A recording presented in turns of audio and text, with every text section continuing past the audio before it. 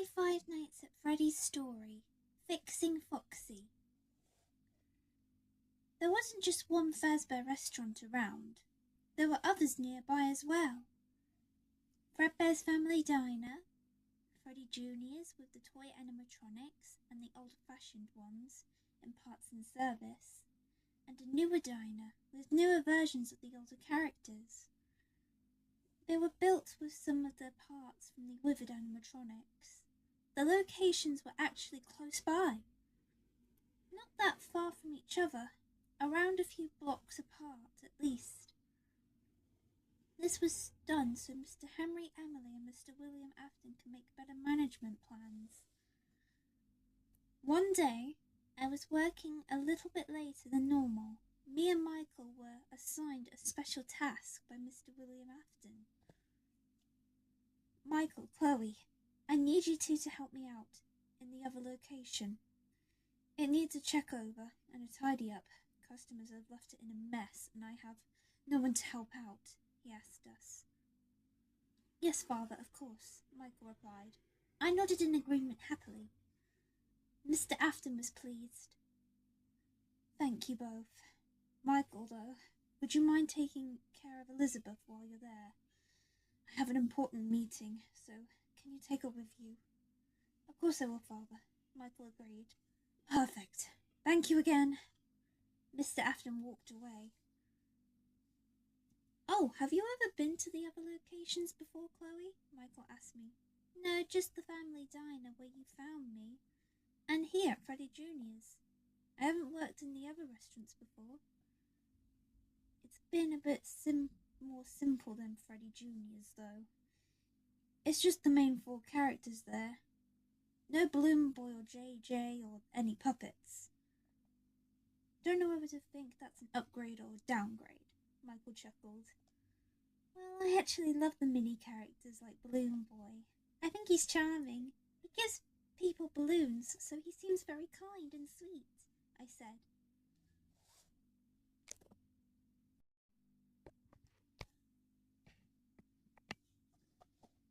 So Michael collected me and Elizabeth and then took us to the other Fredbear restaurant.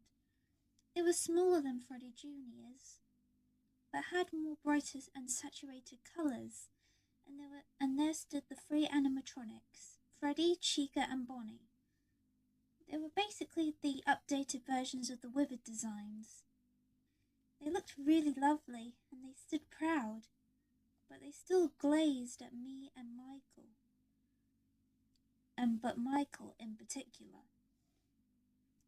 Elizabeth always told me who her favourite character out of the main four was. Strangely enough, despite Elizabeth being really into girly stuff, her favourite one was Foxy the Pirate. She did mention another location that was a bit more far away called Circus Baby's Pizza World, and her favourite character there was Circus Baby, and she was the main character of the place as well. Me and Michael were tidying up and sorting things out. It wasn't a dirty work really. It was quite light and tidy. Just a few bits that needed to be sorted out here and there, and moving things around. But Elizabeth kept looking around, searching for something. She came up to Michael. Michael, where's Foxy? I can't find him, she said softly and sniffled a bit. Don't worry, Elizabeth. Foxy is here, Michael said, reassuringly. He's hidden away at the moment because he isn't working. Try behind Pirate's Cove, but be careful, okay? Elizabeth skipped away to find Foxy. So Foxy doesn't work here either, I said. Yeah, the Foxys don't have much of the luck, do they? Michael chuckled. Well, to be fair, they are partly made of some of the parts from the old animatronics, so they probably would have the same problem. I suppose so, but still, I think it's better to reuse old parts than just throw them away into landfill.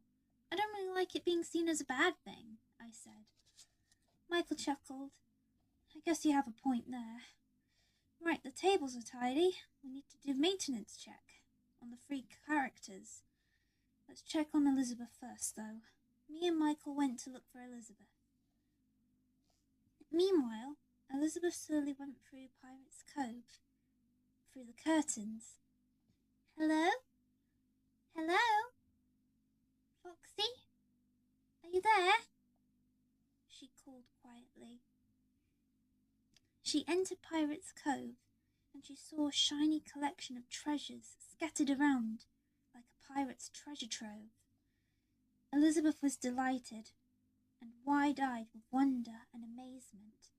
But she went behind Pirate's Cove, and there was Foxy, sat down and powered down, leaning on a wall, looking very sorry for himself. Elizabeth gasped. Foxy, you're here! Oh, poor Foxy. I wish I can get you to work again. Elizabeth looked around and saw a big red button. She was hesitant at first, but she built up the courage to press the button. And when she did, Foxy woke up. He stayed sat down, but thrashing about. Just then me and Michael walked in. I found him! I found Foxy! He's over here! Elizabeth called. But Foxy started thrashing about too much. I was getting a bit nervous with Elizabeth being too close to Foxy. But Michael's protective instinct kicked in. He ran in and scooped Elizabeth up and away from Foxy. Michael was relieved that his sister was safe.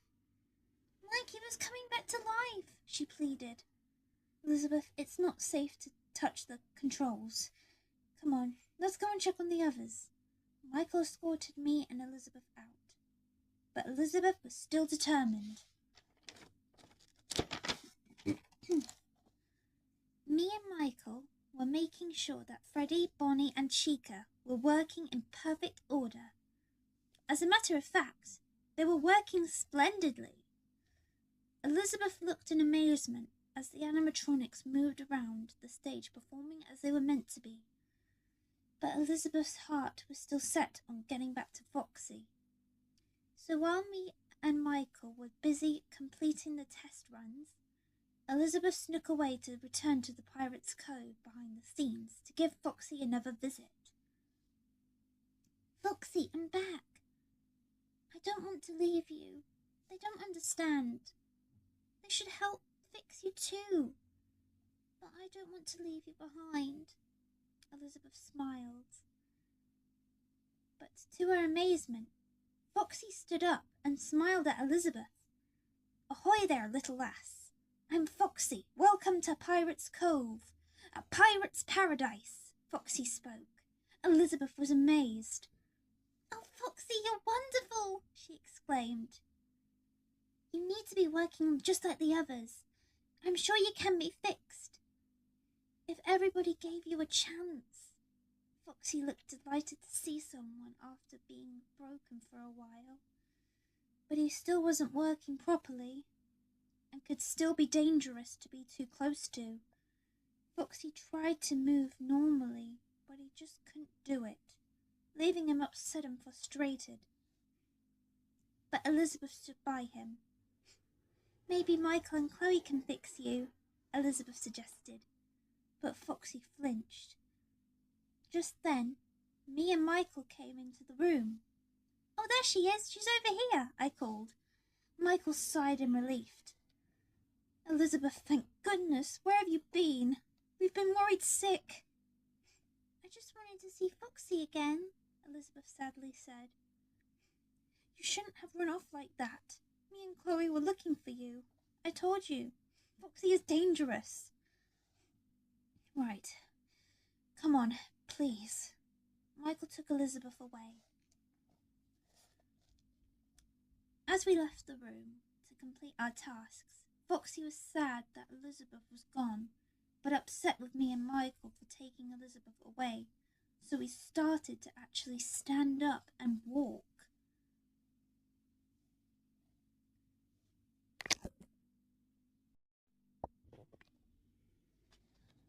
Michael and I were completing our tasks as Elizabeth sat on the chair sadly thinking about Foxy, but then she turned around and to her surprise and delight, Foxy was in the hallway, beckoning her.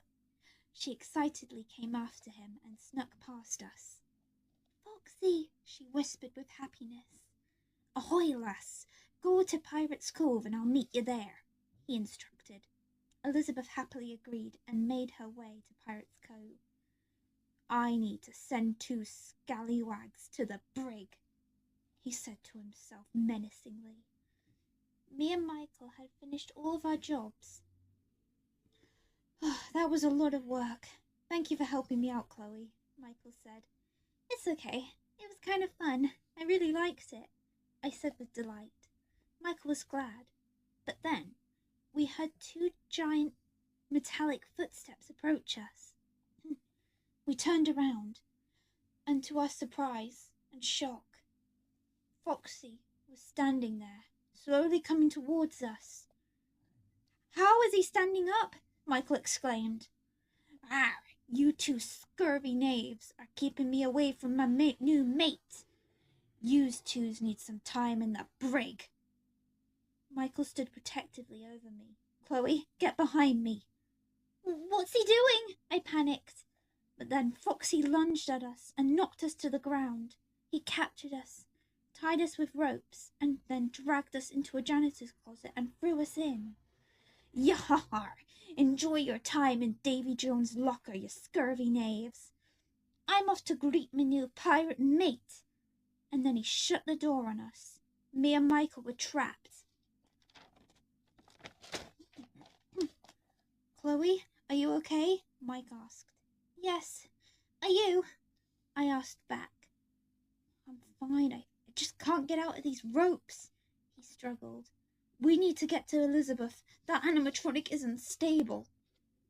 "Hold on. Foxy flinches when he malfunctions, and he has a hook, right? He can end up slashing someone if he's not careful.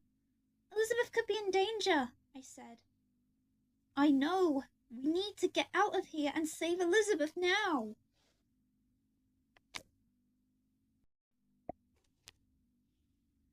Meanwhile, Elizabeth was patiently waiting for Foxy in Pirate's Cove, and then Foxy eventually came back to her. They were both really happy to see each other. "Foxy, you're here!" "We have to be quiet, though, or they might hear us," Elizabeth said. I wouldn't worry about those 2 scallywags. They're a bit tied up at the moment," Foxy chuckled.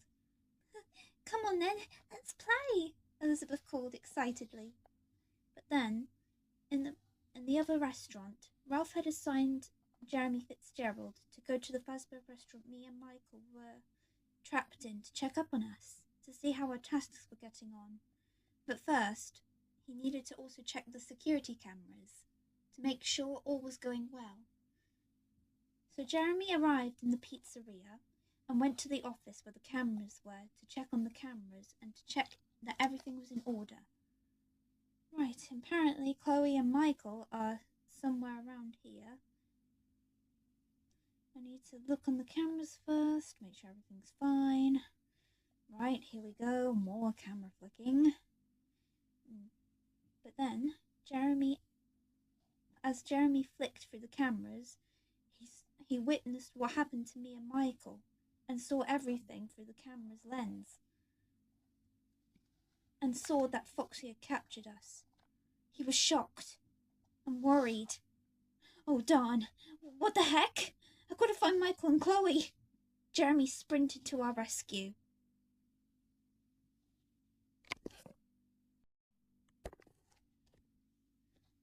But me and Michael were still trapped and struggling to get out. Michael grew more and more worried about Elizabeth. "I hope she's okay," he said. "I'm sure she will be. The animatronics love children and would never hurt them. They always look after them. I think Foxy is keeping us from taking her away from him," I said. "But I don't want him hurting my sister, though," Mike said. "Oh, she rarely does what she's told." "Foxy might try and catch us again if we get out." "And what about the other 3 animatronics?" I said. "You've got a point there. But the other 3 characters are switched off." Elizabeth must have somehow switched on Foxy's power and now he's acting up, Michael said. Just then, we heard the door handle turn. I got a bit scared. Is Foxy coming back? I trembled. Then the door opened. But to our surprise and relief, it was Jeremy Fitzgerald, coming to our rescue. He was really relieved to see that we were okay. Guys, there you are, thank goodness. I saw what happened to you on the cameras. Having some technical difficulties, are we? Jeremy joked. Michael just rolled his eyes in unamusement. No, we've been sent to Davy Jones' locker by a robot pirate. Now please get us out of here, Michael retorted sarcastically. Jeremy just chuckled and shook his head as he helped untie us and helped us up. You guys okay? Jeremy asked. We're fine, Michael replied. But Elizabeth might be in trouble.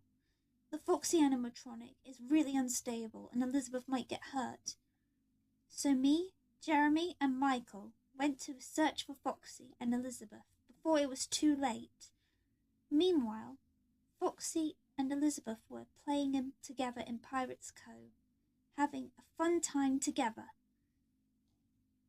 Hold on a moment, lass. I'll get you some yummy treats from the kitchen to eat. Don't you go anywhere now, Foxy said to Elizabeth. She giggled in delight as Foxy made his way to the kitchen.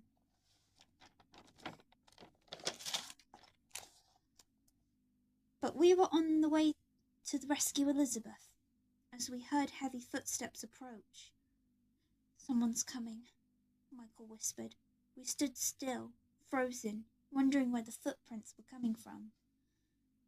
But we couldn't tell whether it was from behind or in front of us. And then we heard a sinister voice. Arr, you landlubbers were meant to stay in the brig. Now you shall walk the plank, Foxy said sinisterly from behind us. We turned around in shock. Michael then stood protectively in front of me and Jeremy. Run, run, run, Michael called. We all ran together as fast as we could away from Foxy as he chased after us.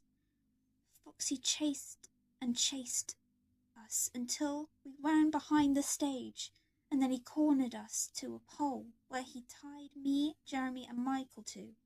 We were stuck again. Foxy just moved too fast to get away from. Foxy gave a classic pirate laugh as he captured us and tied us to the pole and walked around us, cackling in triumph. Now, you scurvy knaves, what am I gonna do with ye? Maybe I should make you keelhole. Do you know what that means? Yes, I replied. Keelholing is a traditional pirate punishment where you're thrown over the ship and you're dragged underneath the bottom of the boat, causing nasty scrapes and cuts, potentially even death. I breathed heavily, my nerves were shaking, but I wanted to answer what Foxy had asked because I knew the answer. Arr, clever lass you are. You must know a bit about pirates. Well then, I bet you know what's coming for you when you walk the plank. Foxy chuckled as his hook approached my face closer and closer. I closed my eyes and held my breath tight. Leave her alone, Michael snapped. Then Foxy's attention turned to Michael. I was worried for Michael at that point. I didn't want Foxy to hurt him. But just then, Elizabeth came into the room, looking for Foxy. Foxy, there you are. I was looking for you. And then she saw me, Michael, and Jeremy tied to the pole. Wait, what are you doing to my friends, Foxy? She said, confused. They're dangerous, lass. They take us apart and keep us away from the things that we love and love doing. They need to walk the plank. They want to keep you from being a member of my crew, Foxy pleaded. Not them. They're friendly and kind, and Michael is the best big brother ever, Elizabeth said. Michael felt so touched that Elizabeth said that he was the best big brother. He almost cried, but he kept it together. Bildrats like them locked me away, hid me from everyone. I could no longer perform for little tykes like you. You're the first little one I've seen in a while. A true treat for me." Elizabeth smiled, and she understood what Foxy meant. But as Elizabeth was coming to give Foxy a hug for reassurance and comfort, Foxy started acting up. He started glitching. He was thrashing about, his voice sounding like a broken record, and he flinched, thrashed about, waving his hook around.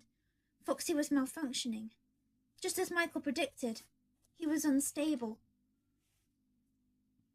Elizabeth couldn't get away in time as he was thrashing his hook around.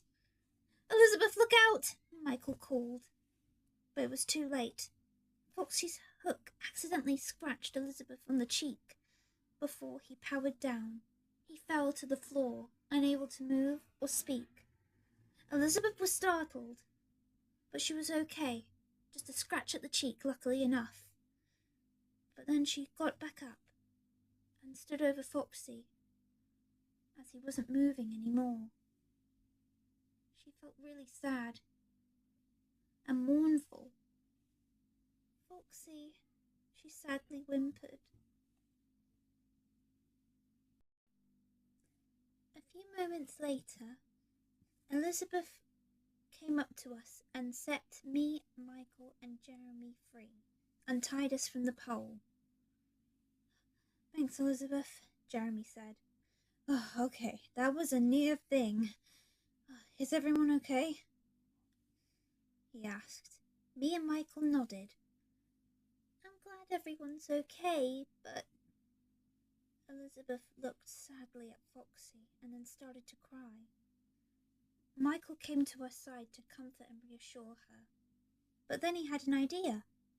"Elizabeth, tomorrow we're going to go and visit this restaurant again, after work. And after that, I've got a surprise for you. It'll be in this restaurant. So trust me, okay? We're going to go tomorrow." Elizabeth nodded. "Chloe, will you help me out?" Mike asked. I nodded in agreement happily. "Jeremy, will you take my sister home? Father should be back by now. Chloe and I need to finish something." "Yeah, of course. I will. Come on, Elizabeth. It's okay," Jeremy said, and then he took Elizabeth home, as I stayed with Michael to help him with a very important task.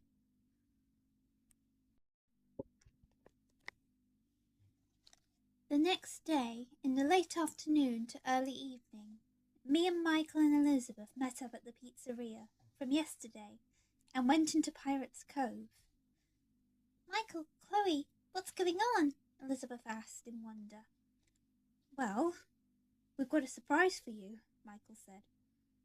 "Press that button over there." And so she did.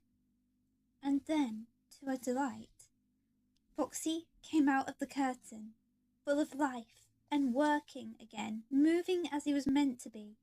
No glitches, no unsteady movements. Elizabeth's eyes widened with delight and happiness and joy. She was in absolute awe seeing Foxy work and move again. "How?" Elizabeth asked with wonder. "Michael fixed him. Back to working order," I smiled. "And Chloe helped me make it happen," Michael said. Michael actually learned some robot fixing skills from his father, being a robot inventor, and from some of the fazbear technicians. Elizabeth was so happy and grateful. "Thank you, Mike. Thank you, Chloe. Thank you, thank you, thank you, thank you. He's working again, just like how he's meant to be." Elizabeth cheered happily, and she gave us both a big hug, and we stayed together and watched Foxy perform in Pirate's Cove, happily.